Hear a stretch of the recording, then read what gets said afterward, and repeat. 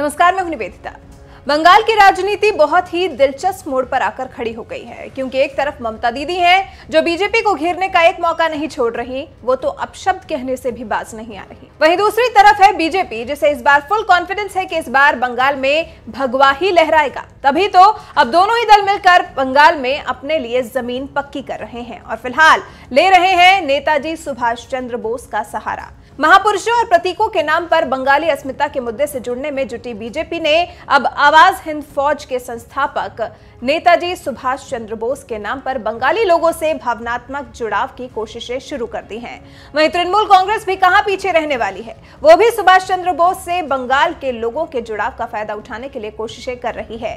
नेताजी इसलिए क्योंकि अगले साल की शुरुआत हो रही है नेताजी की जयंती से, 125वीं जयंती से, और ऐसे में नेताजी के लिए श्रद्धा और भक्तिभाव दिखाकर वोट बैंक की राजनीति शुरू होने वाली है। 23 जनवरी को ओडिशा के कटक शहर में जन्मे नेताजी सुभाष चंद्र बोस की अब 125वीं जयंती आ रही है और इसी उपलक्ष्य में ममता सरकार की तरफ से कई भव्य आयोजन आयोजित किए जा रहे हैं, जिसके लिए एक हाई लेवल कमेटी बनाई गई है, जिसकी अध्यक्षता खुद सीएम ममता बनर्जी कर रही हैं। कमेटी में सीएम ममता बनर्जी के अलावा बंगाल सरकार के वरिष्ठ अफसरों और कई विशिष्ट लोगों को शामिल किया गया है। विशिष्ट लोगों में 2 नोबेल पुरस्कार विजेताओं अमर्त्य सेन और अभिजीत विनायक बंदोपाध्याय समेत कई और लोगों को शामिल किया गया है। वहीं बीजेपी भी कहां पीछे रहने वाली थी। भाई, बंगाल में बीजेपी को खुद को स्थापित जो करना है, तो इसी तर्ज पर काम करते हुए केंद्र सरकार की तरफ से गृह मंत्री अमित शाह ने एक कमेटी बनाई है, जिसमें नेताजी के परिवार के लोगों को और कई बड़े नामों को शामिल किया गया है। केंद्र और राज्य सरकार की इन दोनों समितियों को नेताजी के जन्मदिन के अवसर पर तमाम कार्यक्रमों का आयोजन करने की जिम्मेदारी दी गई है।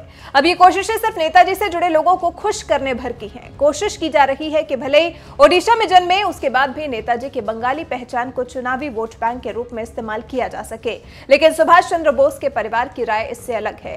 नेताजी के परपोते चंद्र कुमार बोस कहते हैं कि सुभाष चंद्र बोस सारी दुनिया के लिए एक महापुरुष हैं। उन्हें किसी राज्य से जोड़ने का मसला आए तो ऐसा भी हो सकता है कि ओडिशा में जन्मे नेताजी पर वहां के लोग अपना दावा करें, लेकिन असल में सुभाष बाबू सारे देश के हीरो हैं। ऐसे में परिवार के मुताबिक नेताजी को सिर्फ एक राज्य से जोड़ देना ठीक नहीं होगा।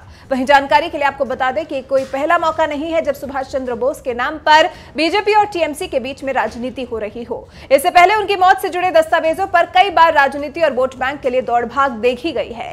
ममता सरकार आरोप लगाती रही है कि वादे के बाद भी सरकार में आने पर बीजेपी ने नेताजी की मौत से जुड़े दस्तावेज साझा नहीं किए हैं। वहीं बीजेपी कहती रही है कि नेताजी की मौत की थ्योरी का सच क्या है, वो उसे बाहर निकालने की कोशिश करेगी। हालांकि नेताजी सुभाष चंद्र बोस का निधन कैसे हुआ, कब हुआ, कोई नहीं जान पाया। ये एक राज है जो अभी तक दुनिया के सामने नहीं आया है।